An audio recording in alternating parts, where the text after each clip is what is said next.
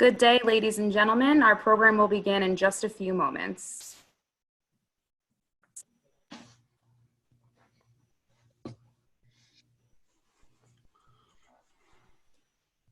Good day, ladies and gentlemen. Our program will begin in just a few moments.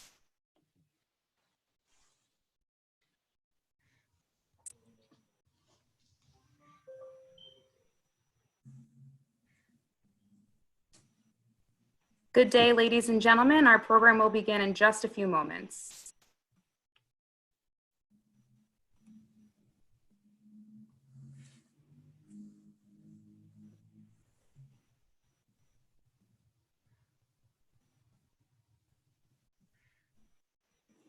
Good day, ladies and gentlemen. Our program will begin in just a moment.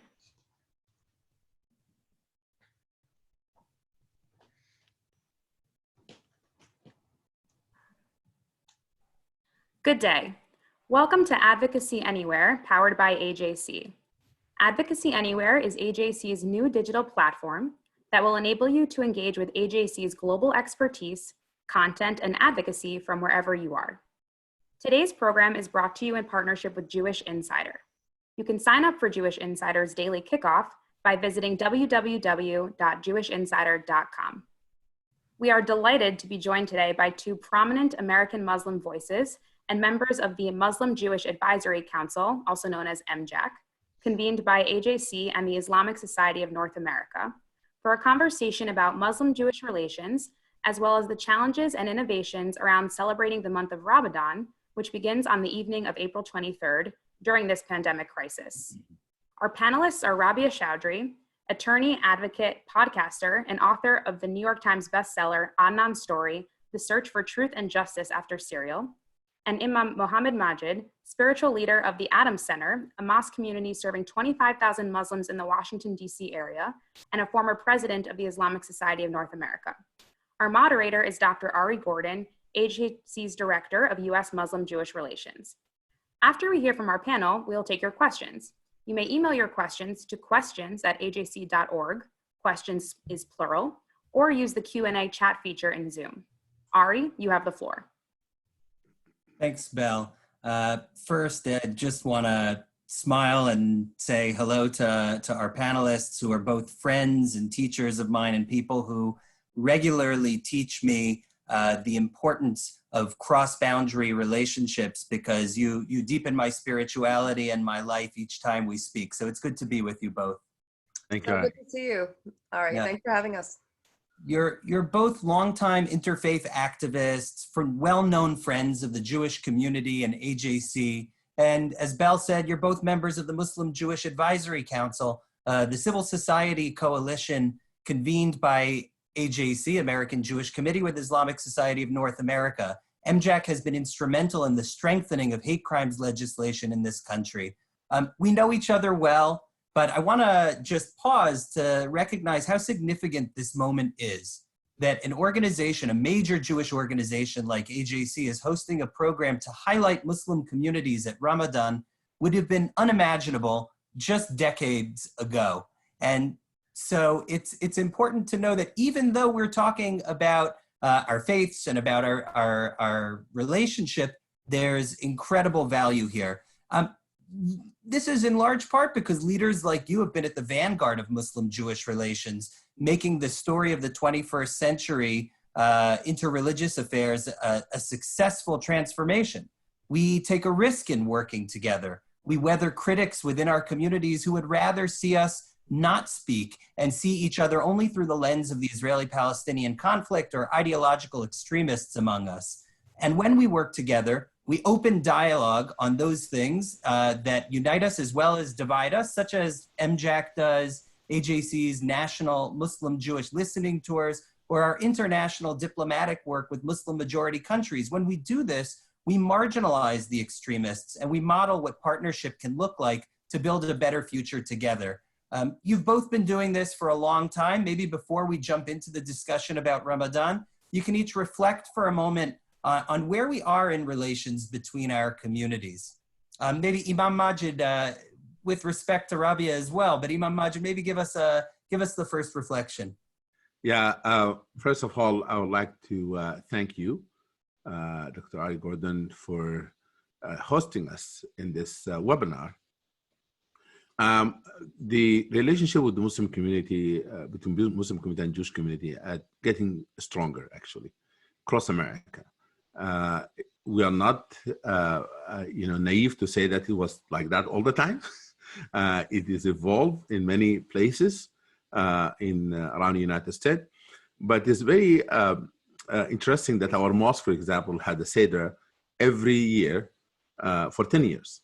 And this year they had it virtual because we couldn't get together at the Adams Center. And therefore, I think, we move from dialogue to building really understanding and relationship and working relationship. I give an example. A rabbi in my neighborhood, Rabbi Hosman, called me yesterday and he said, your community has been coming to our synagogue every Ramadan praying, because what happened that Adams Center has two of his branches are in synagogues. For one of the synagogue in Reston, it's been hosting us now for years, for night prayer in Ramadan, for Friday prayer.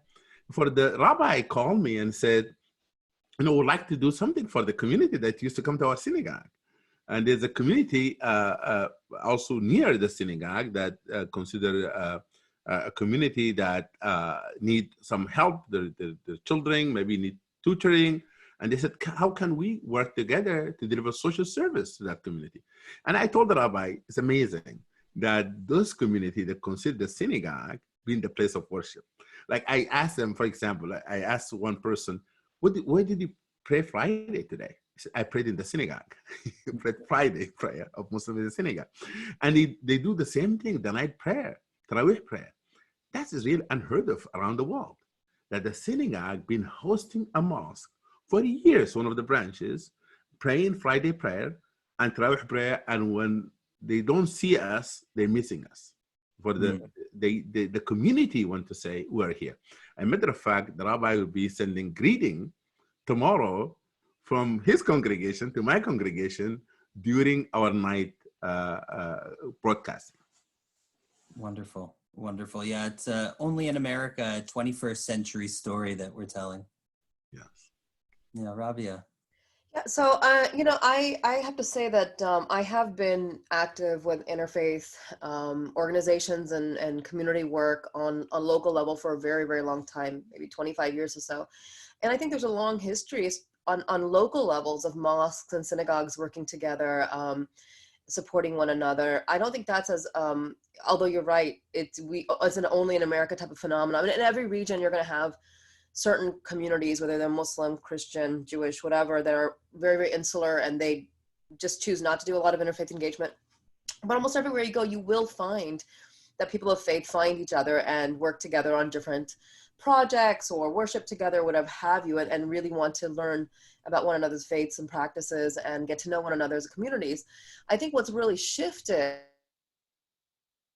engagement in a very different way in the last, I would say 5 or 6 years. And I think that's like when you talk about entities like MJAC, that's what you're seeing, where you're seeing national level organizations partner in ways that they didn't before. And I think there's a number of reasons that's come about. I mean, the reason they weren't before is exactly what you brought up, is like serious policy differences, particularly on the Israel-Palestinian conflict. I mean, I would say that's central. And their stances on that, even though they're domestic organizations, but I think what's happened is like this awareness in the last 5-6 years that in most policy spaces, not just domestically, even internationally, we are very much aligned. We have the same kind of concerns, and we want the same things for our communities. And we are both, as Jewish and Muslim communities in the United States, are experiencing a similar phenomenon of the growth of anti-Semitism and anti-Muslim, of Islamophobia, I suppose you could say it like that, and threats from certain political spaces that have existed, but we also have both fed into for the other community, whether we wanted to or not, whether we realized what we were doing or not. I think that was a reactive thing that happened out of fear. But just kind of recognizing, we're kind of facing the same kinds of challenges in many ways, internally and externally. And so that has become a point of coming together, despite whatever other differences exist. And they do exist, and they will always exist. But that does not mean that you throw out the baby with the bathwater, and that's how I at least feel about it. So I do think we have seen a tremendous change in these kinds of relationships with organizations working together that really have never done so before. Yeah, if I may say that also you have like the Muslim-Jewish Council really have established a better understanding of working together, collaborating together, addressing the issue of anti-Semitism and Islamophobia. That we have to look into statistics. Just face it, that Islamophobia and anti-Semitism is on the rise in America, in Europe, and we have people lost their life actually. In synagogue in Pennsylvania, people lost their life in New Zealand, and you have people lost their life in Sri Lanka. For hatred and bigotry, it is one of the issues that every community has to confront, because the hate leads to really violence and loss of life. Yeah, I like that you've highlighted both the positive, pushing the boundary. Imam Magid, I'm reminded of the program that you led with AJC, taking a group of American Muslim leaders to Orthodox Jewish institutions, Yeshiva University and SAR High School, really boundary pushing on the understanding side. And Rabia, you've done so much work with us in helping us understand bigotry against Muslim communities and how anti-Semitism and Islamophobia are alike and different, and how we fight them together. And maybe we'll come back to that. Now, Imam Magid, I want to turn to you. You know, Jews, Christians, and Muslims, we're in the midst of a holiday season, which has been challenged by the pandemic, social distancing, the loss of life and livelihood of some loved ones, and no doubt community members. How is your community's observance of Ramadan going to change this year during this time? And maybe if I could ask, I'm sure many in our audience have been to an iftar, and many non-Muslims have been to an iftar, but not everyone knows what Ramadan is and its meaning. So if you could compress all of that into a few minutes to give us a sense, that would be great. Excellent. You asked me how it will change. Everything on it will be changed. Just unbelievable change that will be taking place during this month of Ramadan. Ramadan is one of the Islamic month in the Muslim calendar, lunar calendar. We just like the Jewish community, we use lunar calendar. But our calendar that really change with seasons. Sometimes comes in the summertime, sometimes comes in the winter time. We keep it, changing. We follow really the birth of the moon in the beginning of every month. There's about 11 days different from the solar calendar. Now, it's the month that God Almighty have revealed the Holy Quran to the Prophet Muhammad, peace be upon him. And it's a month that Muslims abstain from food, drinks, physical, spousal relationship from dawn to sunset. It's a month that teaches Muslims self-control. How can we really be able to overcome any kind of weaknesses that you may have? It's a month that you control your tongue. Control your anger, manage your anger.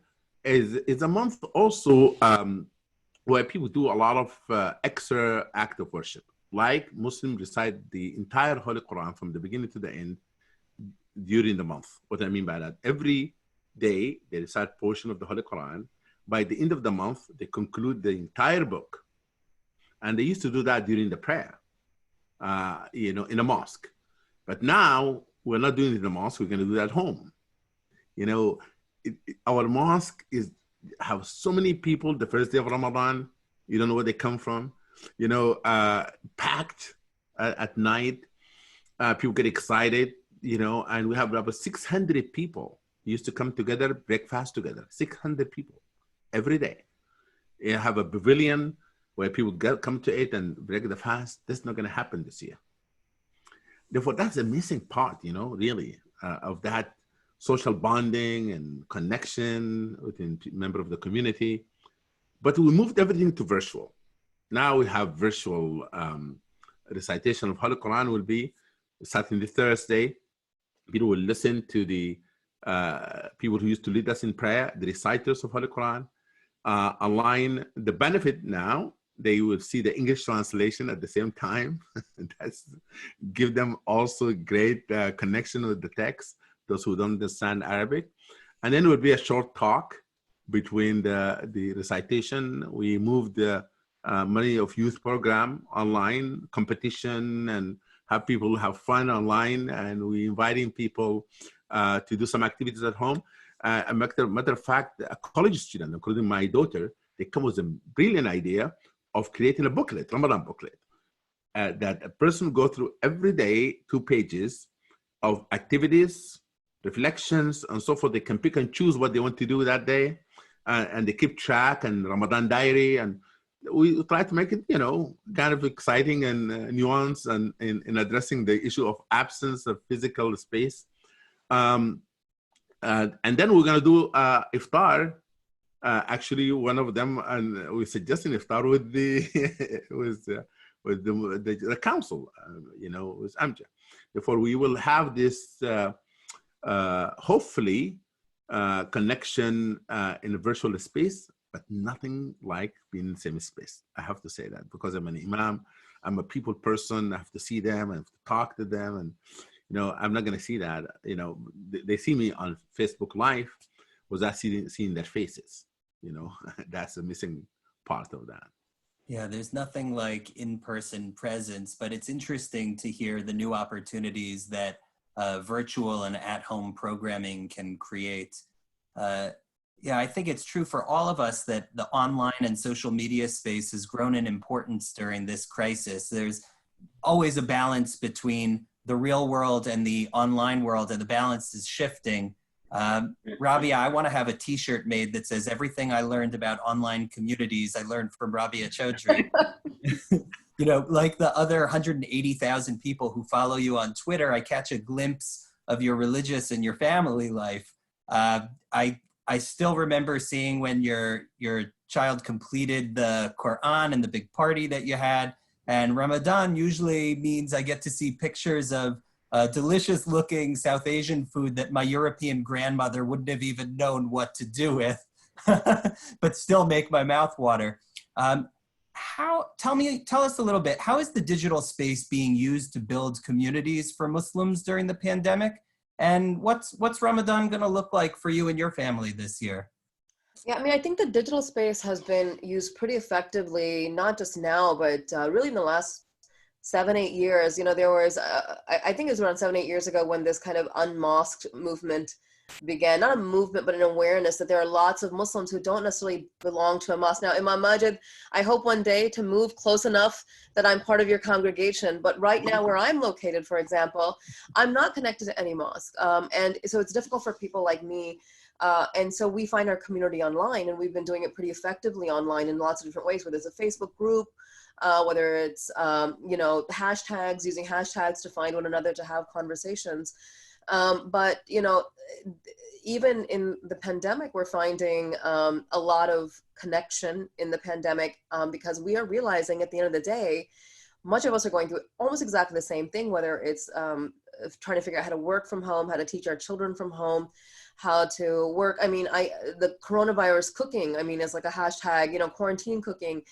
Everybody is spending a lot of time thinking about food right now because we're stuck at home, and cooking and sharing recipes. And that's been kind of fun to watch as well. For me, what's interesting is like almost every Ramadan, when it rolls around, almost every year of I would say at least the last 15 years, in the couple of weeks leading up to Ramadan, I make the mental intention that this Ramadan, I'm going to be like as still as possible. I want to be as contemplative as possible.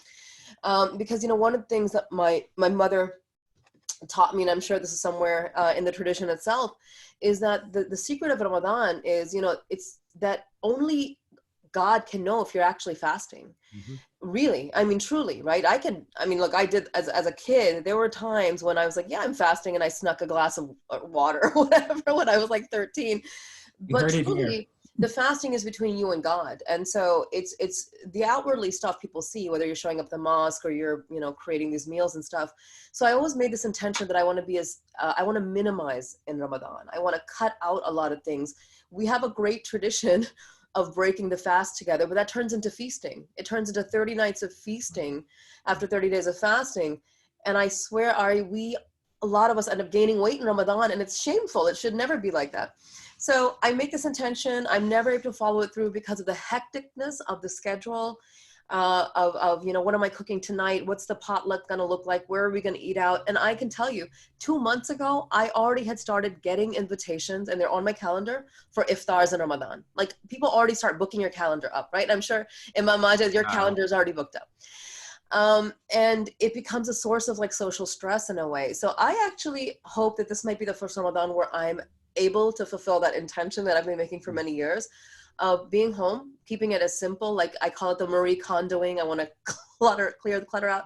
So we, yeah, I'm still gonna be making the South Asian food. Last weekend, I sat down and I made like 100 samosas by hand that are in my freezer right now, that, you know, every night we'll have a few of those. They're like little fried pastry things with beef inside. And then we'll eat our meal. But I do want to keep it simple. We're going to continue to do our prayers together as a family, even though we cannot go to the mosque. My husband will lead some prayer at home. And I've asked my parents to join us here. They've been self-quarantined in their home, not far from where we live, but we have been seeing one another. So I see them as part of our quarantine circle. So they can also feel a sense of like family. We'll get up together and eat early in the morning before the sun comes up, break the fast together. And I can guarantee you'll be seeing plenty of it on social media if you follow the hashtags Ramadan 2020. So it'll still be there. And I still love to use social media to tell people, to share my faith, to share our practices, in between the cats and the kids and the food and all that, the fun stuff and the politics, that this is, you know, I'm a person of faith, and I don't want that to be overlooked. Yeah, and an important way for the United States and the diverse population here to see that Ramadan is as American as Passover or Easter or Hanukkah or Diwali or anything else. I want to turn, Imam Magid, did you want to? Yes, I want to ask you, how did you have your Passover? Yeah. And, you know, a virtual Passover. Tell us a little bit about that. I won't dwell on it, but some of the same themes of not being with family, where normally we'd be with 25, 30 cousins for the Passover Seder, and it's not always as spiritual and meaningful because there's a lot of kids, there's a lot of noise, there's a lot of dishes and a lot of good food. It was more contemplative at home. We do not use electricity on the holiday, but all our families found some way to come together on Zoom in advance. So we did sort of a model Seder for the kids beforehand. So it was nice. I won't dwell on it. I could tell you more offline. Yeah. I want to take our discussion back to Muslim-Jewish relations. And Imam Magid, you and I had the privilege in January to travel to Auschwitz together for a historic visit of Muslims and Jews, an international delegation organized by American Jewish Committee, AJC, in partnership with the Muslim World League. It wasn't a first visit for you. For years, you've been a strong advocate for greater understanding of the Holocaust in your community. A lot of us thought about this yesterday on Yom HaShoah, the Jewish Holocaust Remembrance Day, and I thought it might be nice for our audience to hear what motivates you in that regard to embrace this understanding of the Holocaust, and what have you learned along the way? Yes, you know, I was a few years ago. I was driving my car, and you know, I was the driver, not the passenger. And I heard on the radio that there's a conference somewhere in the world, people denying that Holocaust even existed. But I called a friend of mine and I told him that, do you know anyone in Holocaust Museum that we can talk to? And then he said, yes, I know the director of the Holocaust Museum. Said, I would like to bring a delegation of Muslims, American Muslim leaders, to go to the Holocaust Museum and to speak in one voice and to denounce any kind of denial, Holocaust denial ideas, and, you know, propaganda. Before we went, that's a few years ago, to Holocaust Museum, actually during Hajj time. I was supposed to travel to Hajj the next day, and I did travel, day after that. And we went and visited the Holocaust Museum, and we made a statement there that we would like very much to have the Holocaust story being told in Muslim community. And after that, we organized with the Professor Masha Prager and others, the group of Muslim leaders, American Muslim leaders, a visit to Auschwitz. And it was a very moving event and have really transformed many people, including myself. And we have seen what hate can do. One of the things that I remember in the first trip, when I saw the children shoes and children clothing, it shook me so much. And when I come home and hug my own daughters, and realizing that some of those children didn't make it at that time, with innocent people, life being taken, millions of people being killed. They will walk on the land where torture have taken place, mass killing have taken place of innocent people. And there was the second time we went to international group, but this last trip was amazing. That has leaders from the Muslim world, including the Secretary General of the Muslim World League. And I think that we had an opportunity with Muslims leaders and scholars come from around the world to come together to relate to our own communities the story of tragedy that have taken place in that land and how much suffering people went through at that time, and still the survivor of Holocaust have memories and so forth, what happened to their family. And I learned so many lessons. One of it, how can humanity be silent in such, unbelievable tragedy and mass killing and so forth. Therefore, it's not about where God was, or people said, where was God? As a leader of our group, one of the Jewish leaders said, the question is, where were people? How people couldn't say anything about that. And therefore, I do believe that humanity have to learn the lesson of Holocaust so that when they say never again, they should mean it. Because all of us, Muslims, Jewish, Christians, have to know bigotry and hate can lead to such mass killing and tragedy, systematic. This is the whole machine of the state. One of the things that really I cannot understand, I don't think I will ever understand, house on the premise and has children and has family and supervise the killing of children in that camp. How can a person go seeing the children of others? I think there's a lot can be learned. The Holocaust survivor telling the story of the Holocaust, so that we can together in solidarity to say no to Islamophobia, no anti-Semitism, no to bigotry and hate, whether in our country here or overseas. And the other issue is the issue of religious freedom, that we cannot allow mosque, church, synagogue being destroyed and people being killed while they're worshiping because of the hatred and bigotry, especially these days online. That you have the case of the killing took place in the synagogue in Pittsburgh. You have the churches in Sri Lanka, and you have the mosque in Italy. Therefore, Holocaust story and Holocaust really tragedy has to be something that humanity should never ever forget. That what people went through, millions of people lost their life. And by the way, at the time, Germany has great poets and music and philosophy and so forth. It's not about people not being educated. It's about people being taught to hate at the time, those soldiers and the people who really run this industry of hate. They've been brainwashed. But we have to take a lot of lessons from that. I think that you touched on so many of the pieces that make you such an effective advocate in this regard. It touches your heart personally, and I saw this when you took my hand in the gas chamber and we prayed together, but you also think, what are the lessons we need to learn and how do we do it?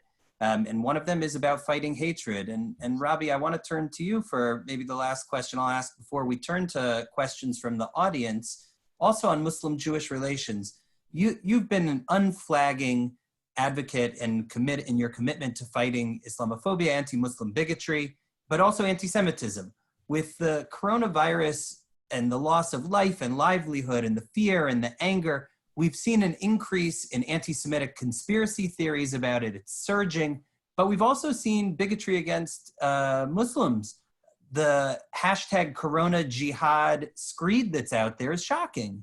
What can we do together as Muslims and Jews to ensure that America stays a place and improves as a place that's welcoming to people of all faiths and backgrounds, even when we're under such emotional stress and real pressures in this crisis? Before I answer that directly, I just want to follow up a little bit with what Imam Mohamed was saying about, I've never been to Auschwitz. I've also never been for Hajj, and I hope, Imam Mohamed, one day I can do both of those things in your company. To experience both of these things. There's a million lessons to take from the Holocaust, and Imam Mohamed touched on something briefly at the end of this, which is that we weren't talking about uneducated people, uncultured people in Germany. We were talking about a free press in Germany, a democratic society in Germany. But what was seen and what I think we see in parallel here as it relates to your question is this intolerance, is that this increasing tolerance, very widespread tolerance of bigotry, of dehumanizing communities, of, whether it's putting children in cages. We are all in our homes with our children, but we know that we are funding, children in cages. And these are literal cages. Have you seen these immigrant children, the conditions they're in? They're sleeping on concrete floors with aluminum looking, foil sheets on top of them. This is happening under our watch. And so that's how the dehumanization, the tolerance increases over time, slowly, slowly, slowly. And then when you have governments in place that not just allow it, but we've got Nazis marching.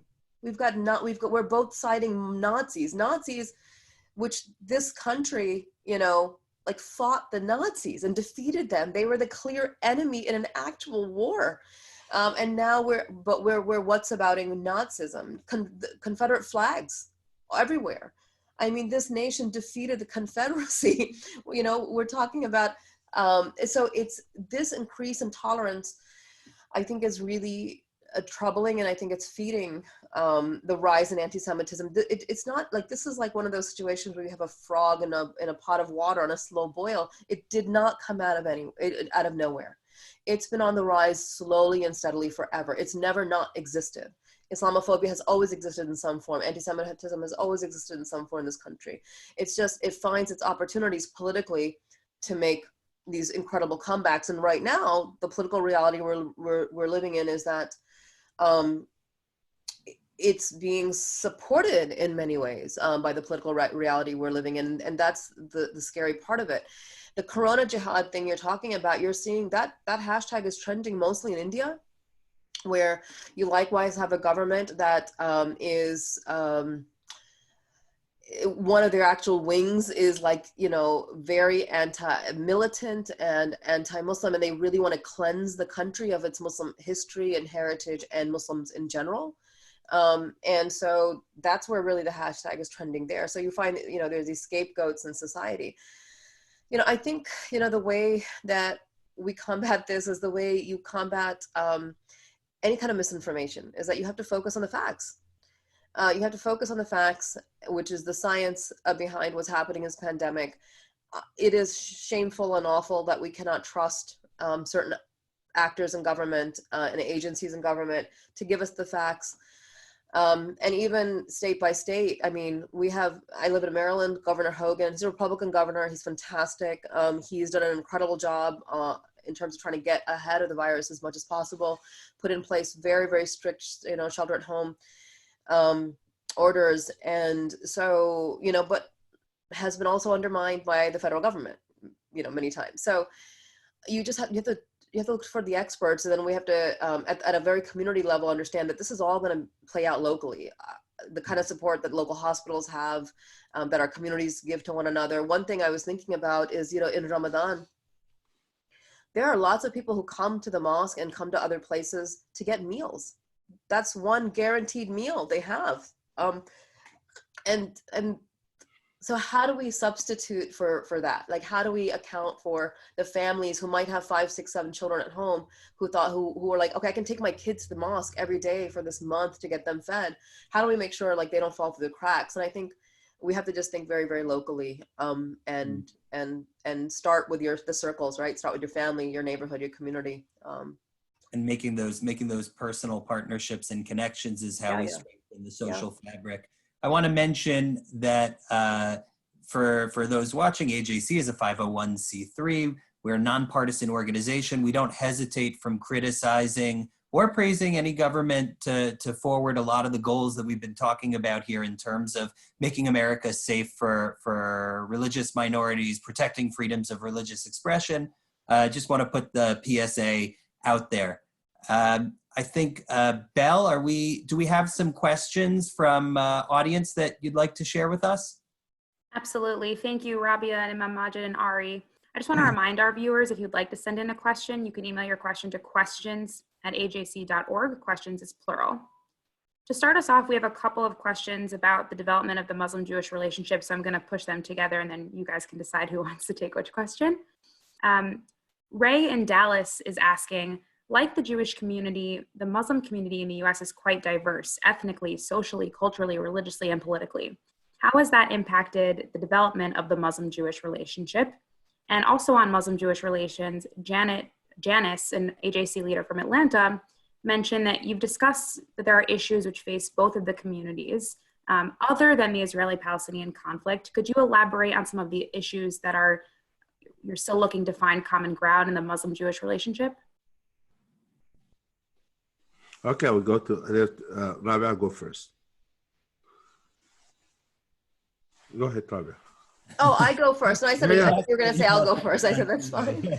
I'll address the second question, I think. The second question, so if I'm understanding the question correctly, it is like so one thing I want to make clear is I don't know if any of these new relationships and partnerships has anybody said we're going to sit down and tackle the Israeli-Palestinian, like that's kind of not been happening. What we're doing is working on issues that impact both our communities despite whatever differences we might have on other issues. But it seems like the question was about what other challenging areas exist. Exactly. Is that the question? Yes. I will say that I do think domestically the issue of national security, and I know this because of my work with different homeland security agencies and law enforcement agencies over the years. I've learned this, that one thing that has happened is that there's been a development, and we're seeing less of this now, only again because of political realities, but certainly after 9/11. In the wake of, and as part of the war on terror, there was a very broad kind of fear and suspicion of American Muslim communities as a fifth pillar. And there were times when a lot of Jewish communities felt the same kind of fear and felt that there might be a danger or threat from Muslim communities. And so that's something that I learned about, and I wasn't aware of initially, that this is a fear that's not just, for some reason in my head, I think of it kind of as like middle of America. It's coming from middle of America. No, it was coming from a lot of different places. And in response to that, I think Muslims also have their own set of fears and misinformation, and that turns into an anti-Semitism. So I think those two spaces, I think that how Muslims feed into anti-Semitism and how Jews feed into Islamophobia, I think are a really challenging space that we have to tackle head on. And we have started conversations around it, but not really gotten too deep into it. Yeah, we're in the early stages in this experiment, talking about that. Imam, do you want to take the first part of the question? How does the diversity of American Muslims play out in the Muslim-Jewish space? Yes, I do believe that in both communities you have people who are very suspicious of one another, and those are the people saying that you should not have a council of Jews, Muslim-Jewish, organization. You should not, work with AJC or ISNA.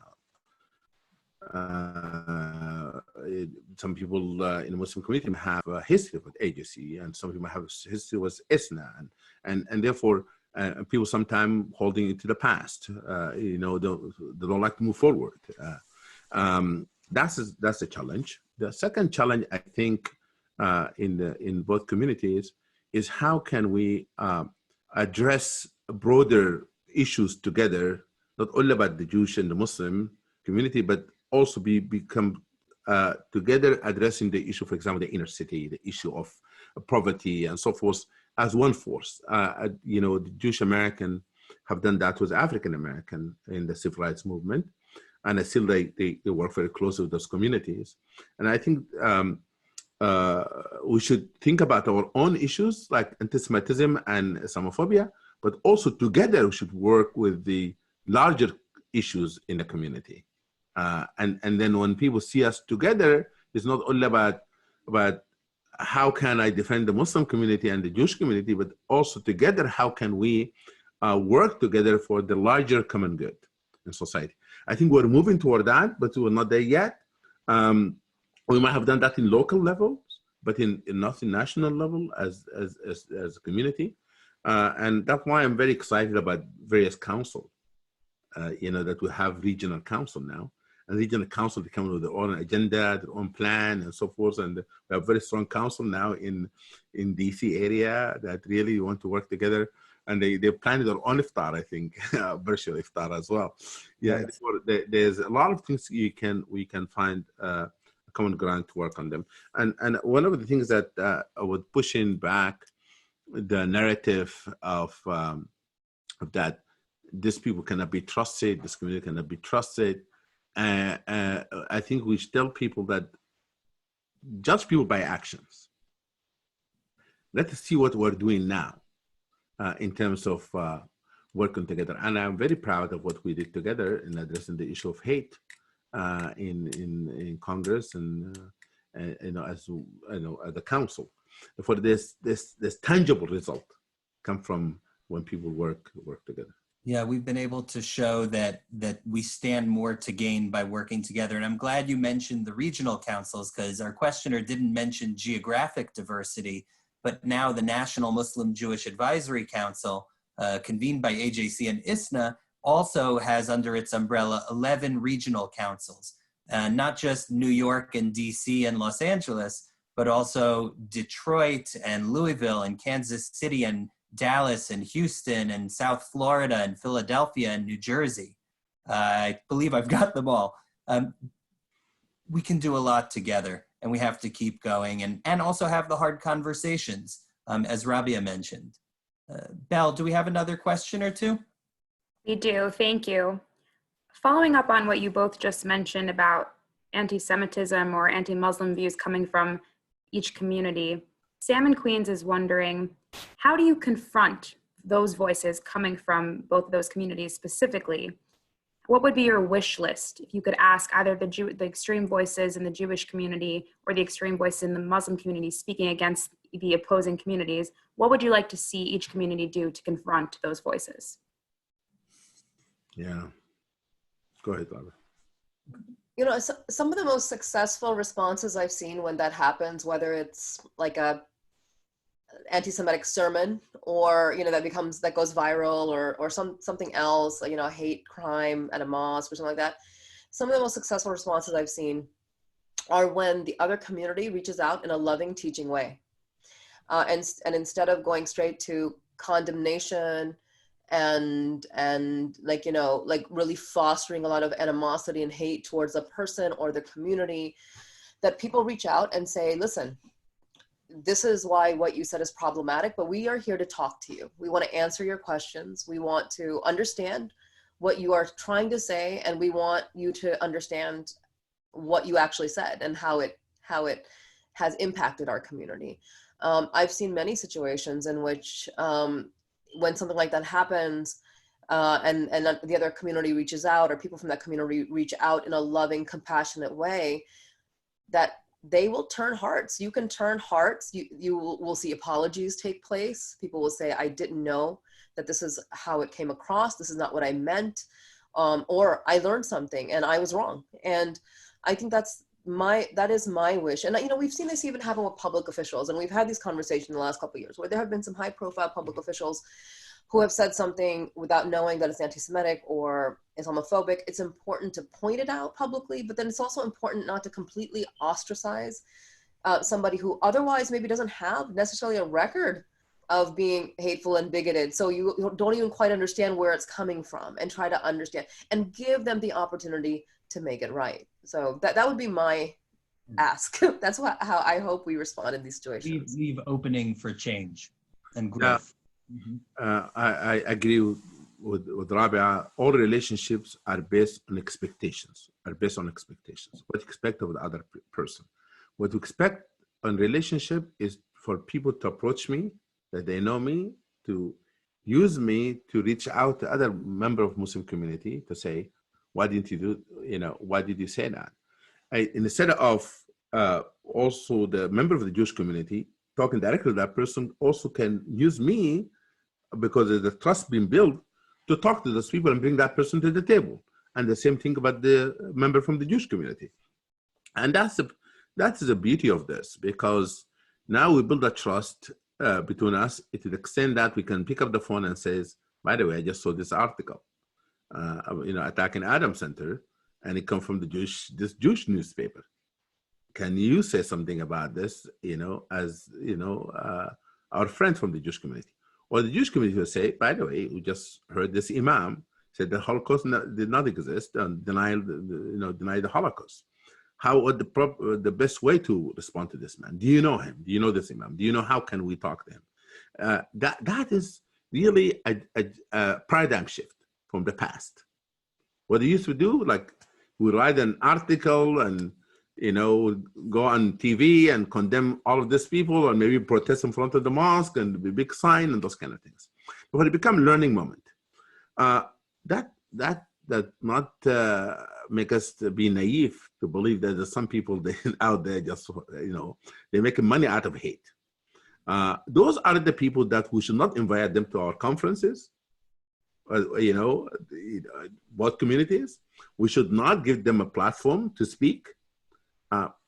You want to speak, do your own thing, but I'm not going to invite you to the Adam Center to be anti-Semitic and to speak against the Jewish community.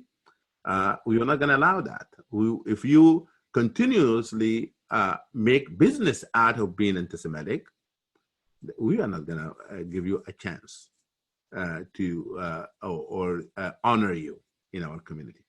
That stands supposed to be coming from both communities regarding the people who made business, they made living out of hatred. And, you know, I think that what both of you are talking about has been one of the most heartening products for me to see of the Muslim-Jewish Advisory Council. Although the premise is that we're working on outward-facing issues of common concern, the trust that we've built at the table has created what the Jewish co-chair, Stanley Bergman, has called, a former president of AJC actually, has called the red phone mechanism. That when something comes up, there's an incident, a blog post, a sermon that was negative, we pick up the phone rather than issue the press release. And I think we'd all agree that there's a line. There are people who we're not waiting for them to change, but they need to be alienated, those who are using our religion to commit acts of violence. And of course, we want to hope for their redemption, but we're not we don't have the hotline. Thankfully, you know, none of our partners have a hotline to ISIS. In fact, they're on ISIS target lists, and vice versa in the Jewish community where there's extremists that are beyond the pale. But we really do need to expand who we see as reconcilable partners, who may just not yet know what it means to be in partnership. It's so important for our work. Belle, do we have time for one more? Yeah, thank you, Ari. We're going to take one more question from the audience. And actually, Sophia is chiming in from Paris. And she would like to know, this is a very difficult time, and a lot of us are searching for wisdom in our traditions and others that can bring us meaning. To both of you, what's a piece of your tradition that's bringing you comfort and peace these days? Ladies first. Always. That's a tough question. You know, I feel kind of pulled in two ways because of this pandemic and like what it means to me in terms of my faith. One of the things I realized a long time ago, we have a lot of stories of the Prophet Muhammad, peace be upon him, that talk about his companions, the Sahaba Karam, as we know them, and they were his friends, they were his community.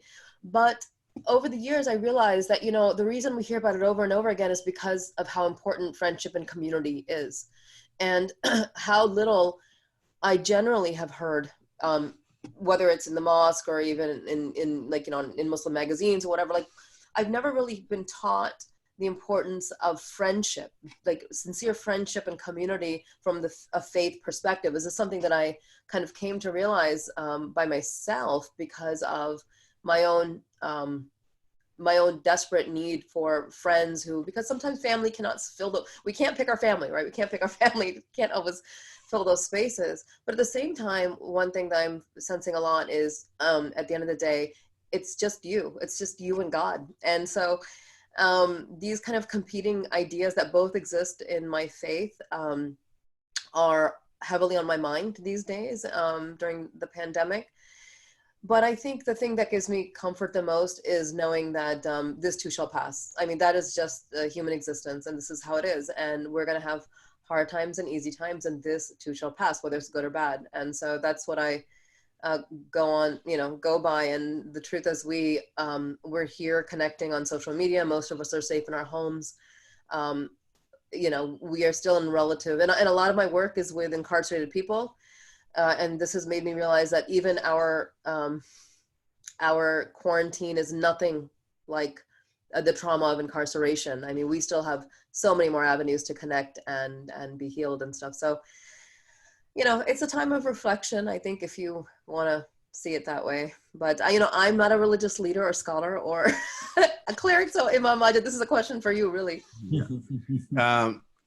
You know, I wrote an article, and it is on my Facebook, about reflection on in this time of COVID-19.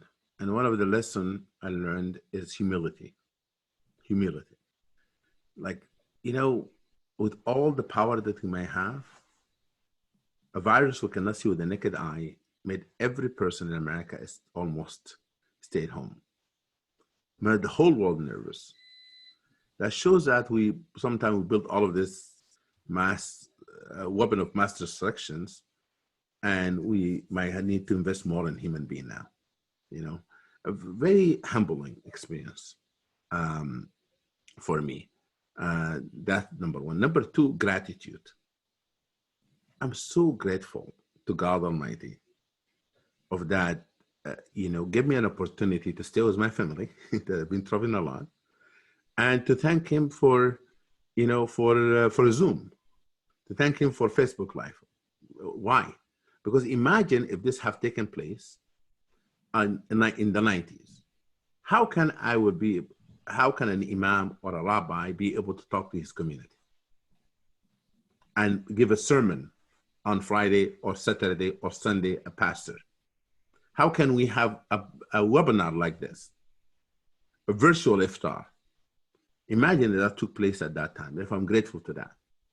I'm grateful that this is not about leaving our home, but it's staying home. Imagine if it has to leave your home, flee your home. that people like Syrian and others who are the Rohingyas. I visit the Rohingyas. And in this trip that we went together with AJC and Muslim World League, I remember that we spoke about the Rohingya at that time. On that ground, we mentioned them. For imagine being in that position, for gratitude. Number 3, compassion and empathy. Now I can see how it feels when a person being told not to leave. When a person is scared, because if he leaves his home, somebody might attack them, or somebody might kill them. I have established really, I found in myself like a lot of mixed feeling. One of them is empathy and compassion toward those people. And now I can see how they feel. And the final thing is that appreciation of friendship. And this webinar is one of the proof of that we are now one community. Imagine a Jewish community hosting us to speak about Ramadan. You don't feel alone. You feel that your friends from the Jewish community feeling you, and you feel the Christian community feeling you. But that's why I have great appreciation for this relationship. That we're speaking as one community. That I sent, by the way, a greeting to every rabbi that I have in my list for Passover. That's my phone. My phone has imams and rabbi and pastors and so forth. Therefore, there's a lot of things to be learned from this moment. I think that we have to think now what it look like after COVID-19. Whether we continue to be humble, compassionate, and caring individual. Thank you both, and we know that our relationship will continue, and will continue to be there for and with one another. It's remarkable. I'll end the way that I started, just seeing what a remarkable moment it is to be able to share from your minds and your hearts with our community at this time. You both know that before I was in the active field of Muslim-Jewish relations, I was a historian of Muslim-Jewish relations. And we know people like to tell the history that they want to see in the present. If you think it's only conflict, you point to the conflict moments. If you want to see only a rosy picture, you only say the words golden age. As a historian, I don't think either of those is correct. But what I do know is that we're writing a new chapter. Our CEO, David Harris, likes to say, we want to see the 21st century interreligious success story be the transformation of Muslim-Jewish relations in the way that Jewish-Christian relations were transformed in the 20th century. We don't know how this story ends, but we know that this is a chapter in that, and that if we want the story to end the way that we all hope, where the historians look back and say, this was a golden age of Muslim-Jewish relations, this is a moment, these conversations, the difficult conversations, the partnership, and the genuine friendship and caring. So thank you both for being with us, for taking the time, and also sharing of yourselves. With that, I'll turn it back to Belle, but thank you both. It's wonderful to be together. Thank you, Imam Magid. Be safe. Thank you. Thank you, Rabia, Imam Magid, and Ari, for that really fascinating and special conversation. I also want to thank our audience for joining us today. To those celebrating Ramadan, we wish you Ramadan Mubarak. To support AJC's vital work around the world, please visit ajc.org/donate. Please, everyone, stay healthy and safe. Goodbye. Ramadan Mubarak. Thank you, Dr. Ali. Thank you.